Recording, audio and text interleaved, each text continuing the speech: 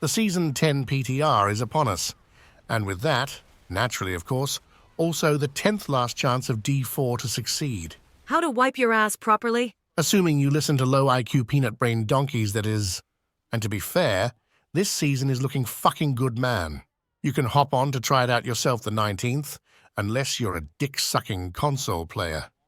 With that said, let's see why I find this season interesting, and why it could potentially be the best season yet. And starting us off, we have the main selling point of the season, Infernal Hordes Reborn. Initially introduced in Season 5, they've been one of my favorite activities in the game. Not necessarily because they're the most fun, but because I can AFK and let random idiots farm for me.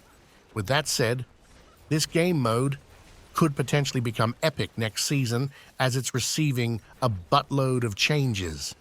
Firstly, in case you've played these a lot, you know just how shit most of the boons are. They do literally nothing other than piss you off. You're only in here looking for Hellborn, really. But now, Blizz are changing them up, changing monster density, rewards, effects, and more. This could become great, and it could become me-ish. But what's great about this is what these changes are easily fixed in case Blizz fucks them up. Simply play test them on the PTR and see if they need more changes. In any way, this is a much-needed change, seeing how bad a lot of the boons have been previously. Secondly, they're finally changing the council fight, juicing it up a bit, and on top of that, they're throwing in a completely new boss, which you'll spend ether to unlock for additional rewards. We'll have to wait and see how good the fight is and what rewards it brings though, but it sure looks a hell lot more fun than the current version. Third, they're introducing shrine effects, which could be neat, gathered from killing enemies. And finally, completely new waves called Chaos Waves, which you'll unlock from spending ether every now and then, allowing you to significantly juice up the waves in both difficulty and rewards. No idea how they'll play out just yet, as I haven't been able to log into the PTR yet, Lamau. But anything keeping Hordes relevant in difficulty is desperately needed. So that's the main selling point of the season, Infernal Hordes changes. They all look decently interesting, but what I'm actually excited about are the changes to itemization and powers. Because we're finally getting something new here called Chaos Armor. What the hell is that, Mr. Big Penis Man? Glad you asked, dumb shit viewer. Basically, you can now get your regular uniques, for example an amulet unique here, to instead drop as another item slot, such as the gloves here.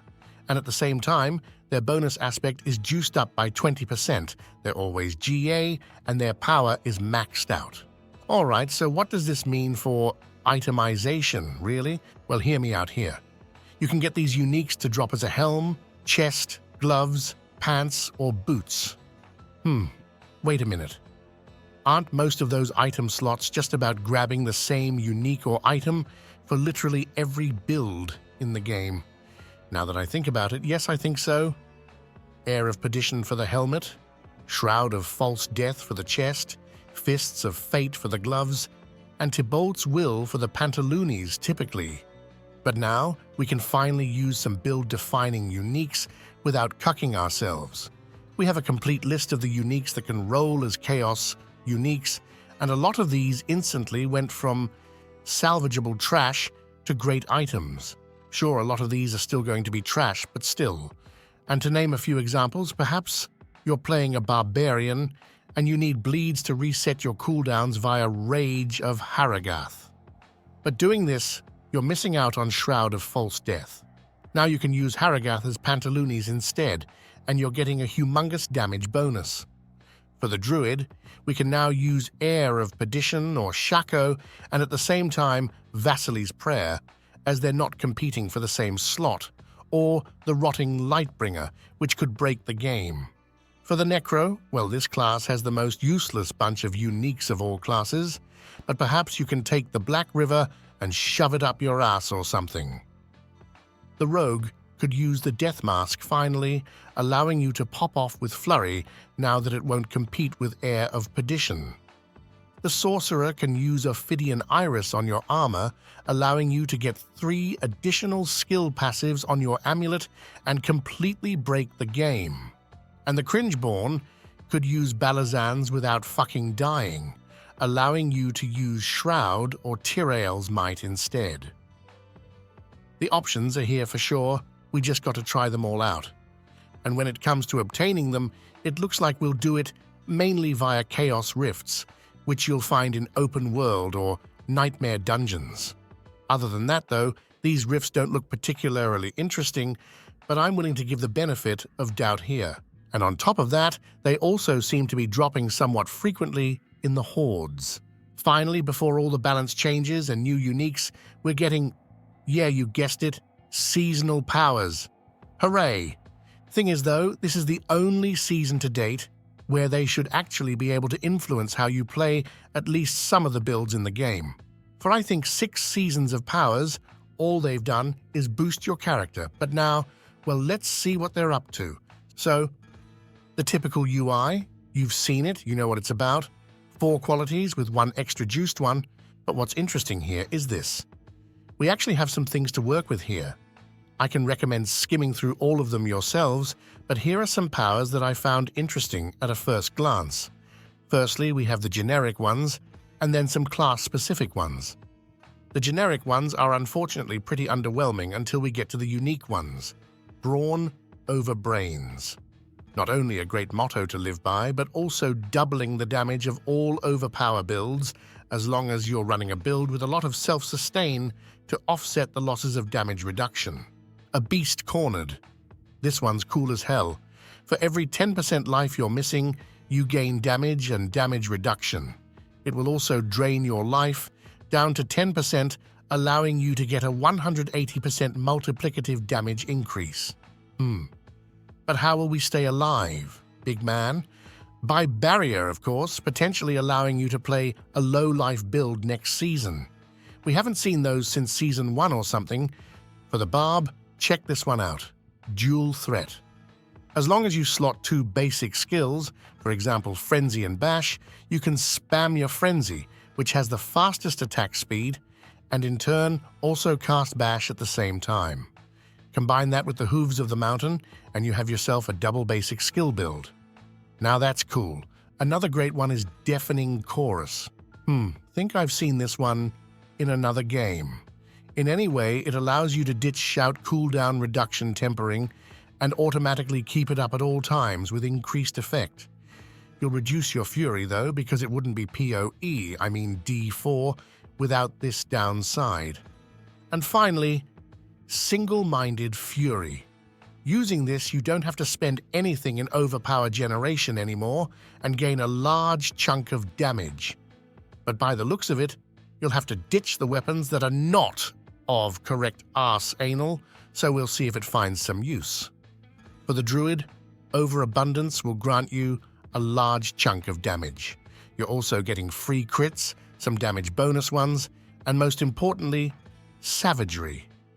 Not only are you getting 60% damage, but your companion skills are now also core skills, meaning you can stack up a buttload of core skill ranks for a disgusting damage increase. And remember, companions are already clearing well into the pit, 100s, meaning it's companion season baby. The Cringelord mainly have some damage increasing bonuses, but also this one, Alter the Balance. This will in turn make your ultimate skills to also be core skills with no cooldown, but costing essence. We'll see how this one turns out, but could this mean that we can stack a shit ton of core skills for our Blood Wave to deal even more damage? Perhaps. For the Rogue, this one's pretty decent, allowing you to turn your basic skills into non-physical damage with a large damage increase. We also have Enervated Strikes, which looks somewhat interesting, as we'll be able to ditch 1 or 2 tempers using this. The one I'm most interested in, however, is the Hit and Run. Using this, Dance of Knives could be back on the menu. You'd simply stack maximum movement speed, spin around as much as possible, and have a stacking damage buff. It's not broken, but a much-needed buff for the speedy dance of knives enjoyers.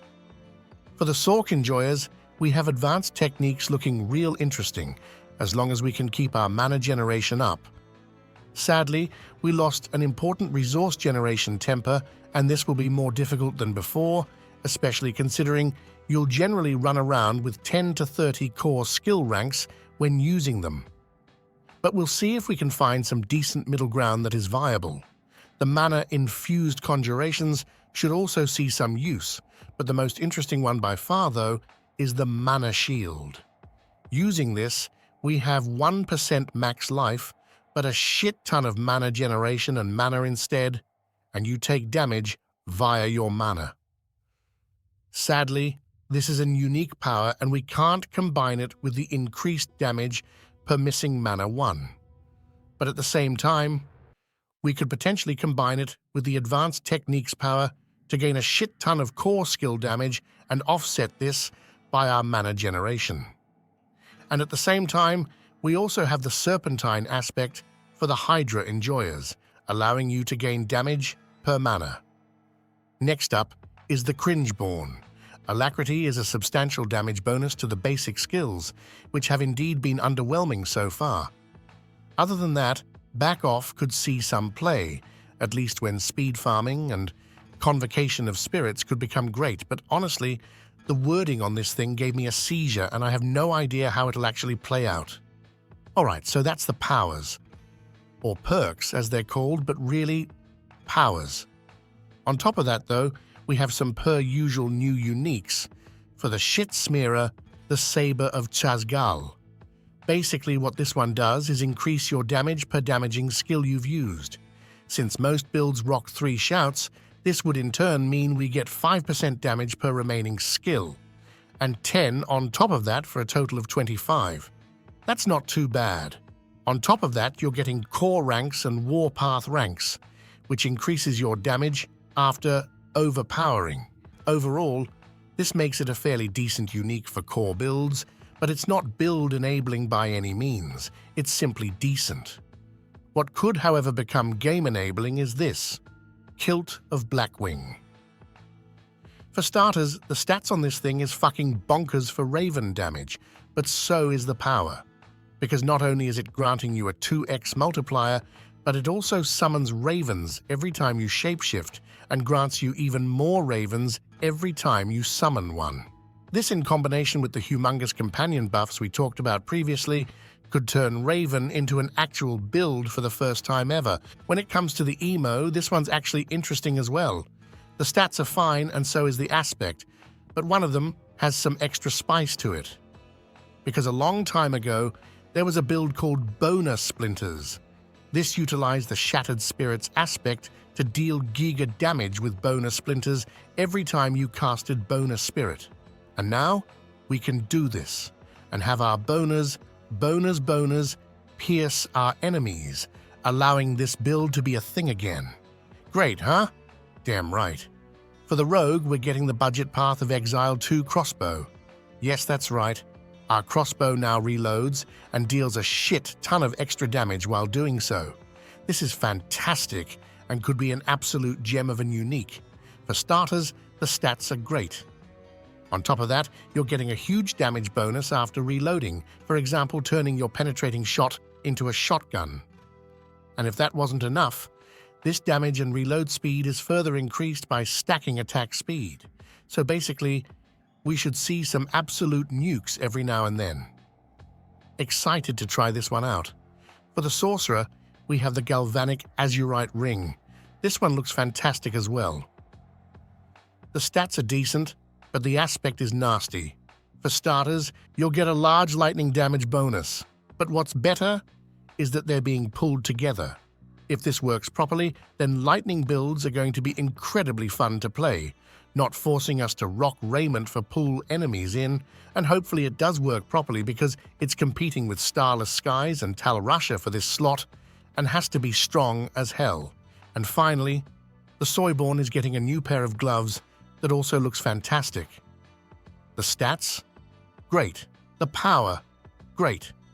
Basically, this is a gorilla unique with a buttload of gorilla ranks, and your protector pull enemies inward, while granting you a 2x multiplier as long as you knock them down. But Mr. Pergaming Big Dick Senpai, the Protector is shit. It's all about the Hunter Ultimate. That's correct.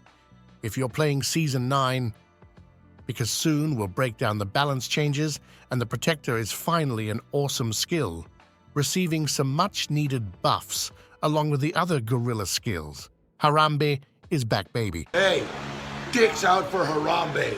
Alright, so all that's left to cover are the patch notes. And before you fuck off, after the PTR has ended, I'll hop into Last Epoch, and so should you.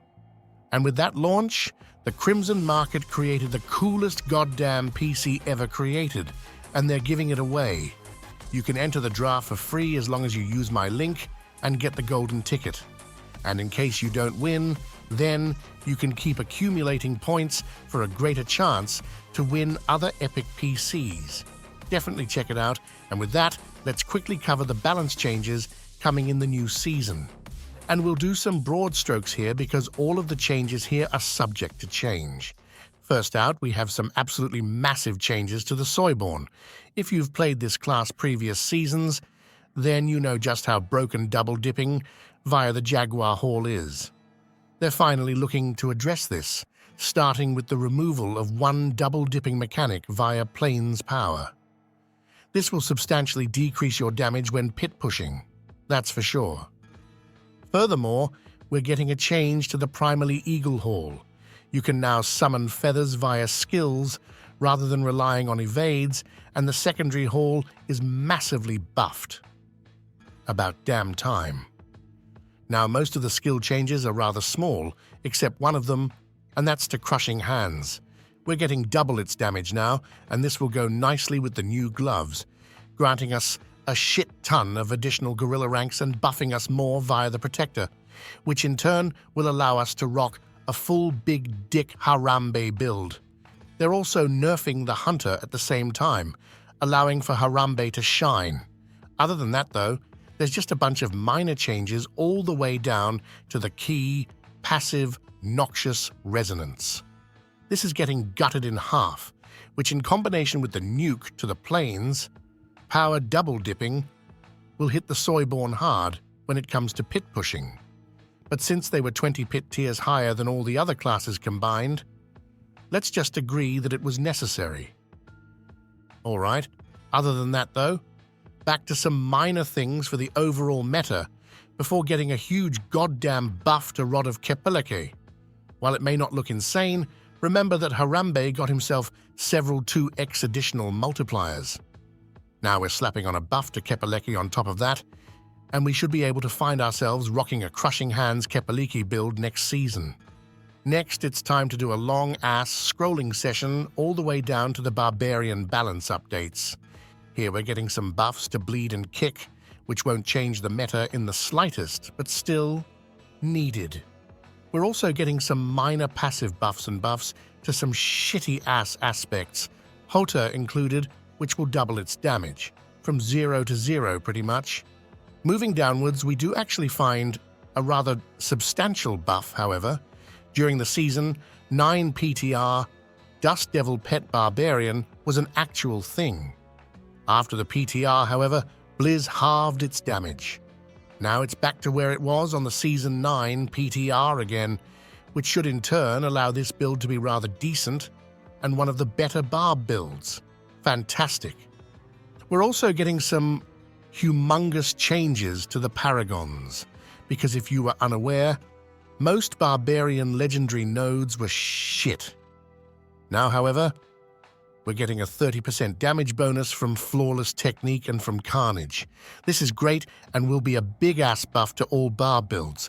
Scrolling down, we're going to double the damage for the Shred build before lowering it again further down. But the most substantial balance change of the class is that of Tornado. Blizz is nuking its damage, but completely reworking how it works. It's going to seek enemies automatically and have a longer uptime. This is in combination with another buff further down, will see its damage increase. But I'm extremely confused as to why they halved its damage doing this.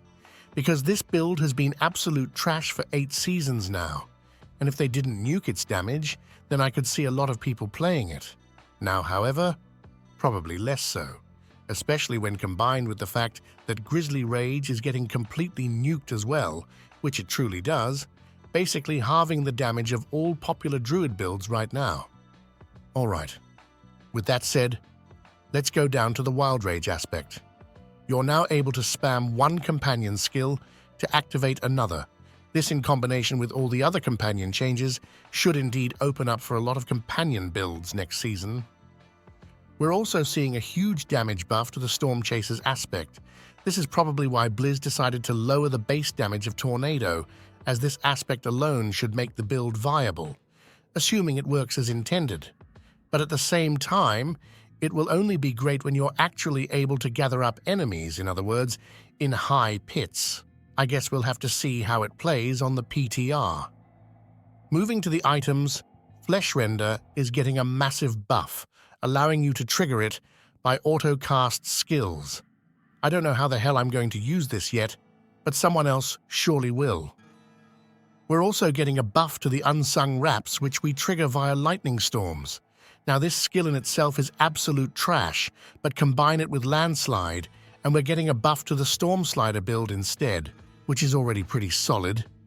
We're then getting a bunch of minor buffs again in the Paragons, and a buff to Boulder, as we should already have 10 of them spinning around us via Dolmen's Stone, and rather want extra damage. Alright, leaving the Fat Wood Chopping Man, we got some Necro stuff.